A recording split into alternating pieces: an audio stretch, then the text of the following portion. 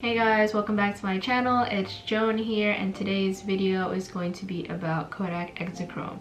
So these photos that you're about to see were taken during the summer, and at the same time I don't just go to the store and drop off one roll of film. I usually make a whole trip out of it and drop off a bunch.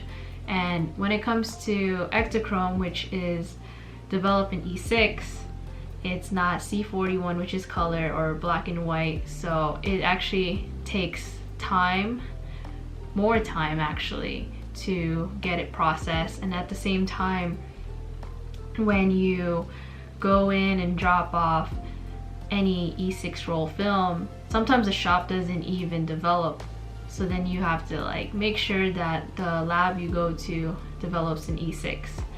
And the only difference is that E6 is positive film. If you ever look at slides, pretty much a slide film, but if you look at slides and the fact that once they're developed you can actually see the photo and how it actually looks like right on the film, that's pretty much the difference compared to C41. When you shoot color film in C41, it's not as visible, if that makes sense. It's still a negative. It's kind of like equations. So I keep all my film negatives in this binder. I have one for 35mm and 120, and so I'm gonna show you guys. So when it comes to Ektachrome, you can really see the shots. They're really vivid, and you can actually even put it on a projector, but you really see the shots. And I label the film, what camera I use, and usually when I shot it.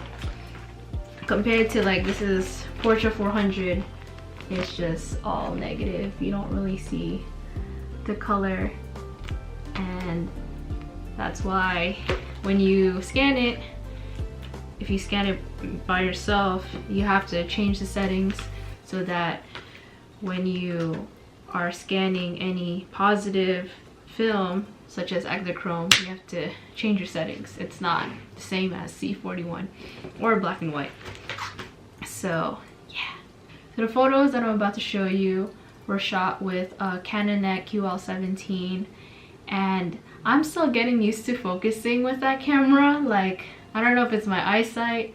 I mean, I got this camera checked before, but you can tell that in some shots, I got it, it's focused and it looks good, and then with others, it was out of focus.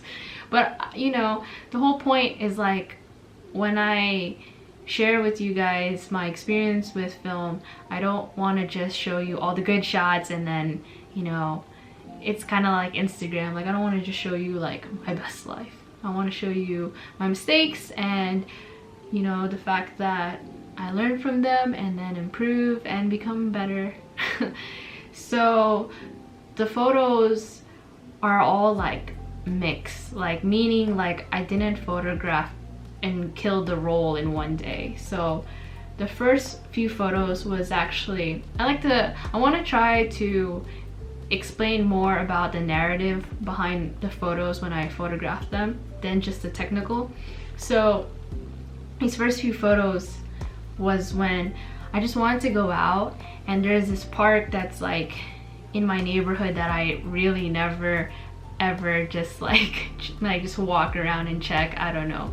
And then they were hosting a barbecue, and I was oh, there's something going on, let's see, you never know what is there, and I just wanted to photograph the event. And so these were the photos that I captured during that day, and we also got free hot dogs, so it was kind of worth it.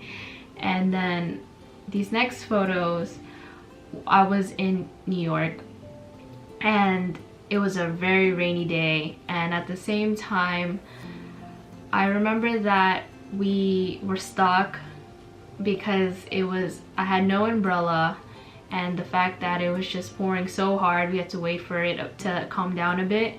So meanwhile, I was like, okay, like, let me just capture whatever's going on, especially that everyone is like running in distress because they don't want to get wet. And so these are the photos that I captured. The fact that I'm using the same roll of film but then capturing different settings and people and locations, it's interesting how the film, what the turnout became. And then these next photos are the subway in New York City. I just wanted to capture my commute, and just, you know, you've probably seen many New York City subway photos, but this is how it is when it's like indoors, interior, and in a dark or low light setting. And I think it still looks pretty cool. It's just a different environment.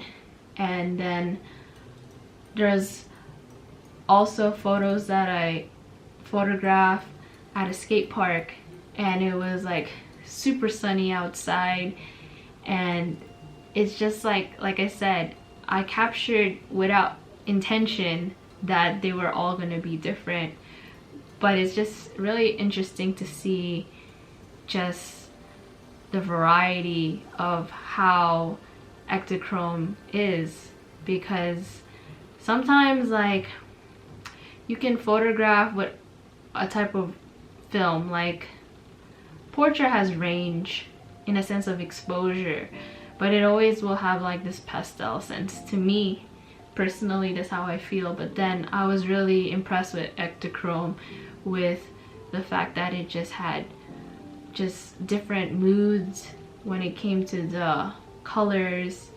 And yeah, I don't know, that's just me. I really like Kodak Ektachrome, and I will definitely shoot with it more. And I don't know, I just think that people shouldn't be afraid, if they are, to use any E6 positive film. Some people kind of stay away from it because it is much harder to process. But if you have a lab that you can go to, or look up a place that you can send it out to deliver it back to you, you should definitely try it and see what you can capture with it. So I hope you like these photos. This was a roll that, like I said, was my Canonet is a camera that I use when I just want to like go somewhere and you never know what you're going to capture type of thing. And this is also my attempt of doing street photography, which is something I don't commonly do, but it was interesting, it was fun.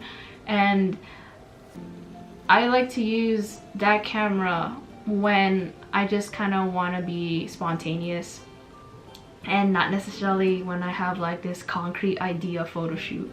So if you're looking for a camera also that, you know, you just want to just bring around, I would recommend the Canonet. But I just want to say I'm still working on how to focus better with that camera, or just maybe rangefinders in general. Maybe that's just not my thing yet, but I like seeing all these mistakes that I can definitely learn from, and maybe you guys have some tips on how to focus better on the camera itself. But overall, when it comes to Kodak Ektachrome, like I said, I like the turnout of these photos, and I can't wait to shoot another roll of film. So thank you for watching, and stay tuned to the next video. Okay, bye.